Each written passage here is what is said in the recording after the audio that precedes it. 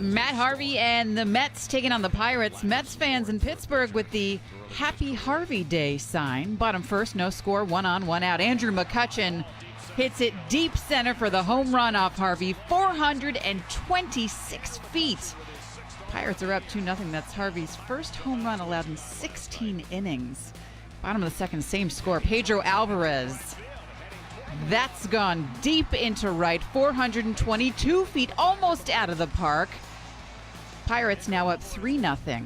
Bottom fourth, 2 on, 2 out. Pirates lead 5-1. Josh Harrison lines one down the right field line. 2-run score. Harvey goes 4 innings. Not such a happy Harvey day. Pirates win this one, 8-2.